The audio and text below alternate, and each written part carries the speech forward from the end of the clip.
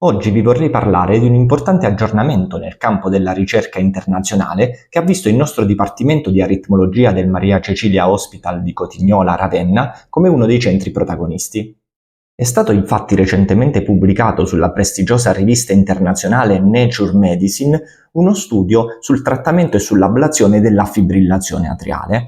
Questo studio ha dei numeri enormi, pensate che sono stati arruolati più di 17.000 pazienti in tutto il mondo, 106 i centri in tutto il mondo che sono stati coinvolti e 413 operatori esperti nel trattamento di questa aritmia.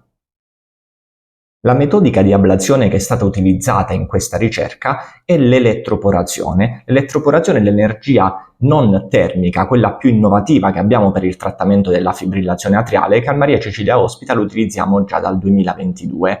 Utilizza dei campi elettrici ad alto voltaggio per pochissimi millisecondi per eliminare quelle cellule cardiache che sono responsabili della fibrillazione atriale. L'elettroporazione si affianca alle altre due metodiche ormai consolidate per il trattamento della fibrillazione atriale, che sono la crioablazione, che utilizza il freddo, e la radiofrequenza, che utilizza il calore, sempre per distruggere quelle cellule responsabili della fibrillazione atriale. Lo studio Manifest 17K ha consolidato quei dati di efficacia dell'ablazione della fibrillazione atriale con elettroporazione, che è sovrapponibile a quello della crioablazione e della radiofrequenza. L'elettroporazione, inoltre, ha dimostrato di ridurre ulteriormente il tasso di complicanze connesse all'intervento, che già era molto basso nella crioablazione e nella radiofrequenza.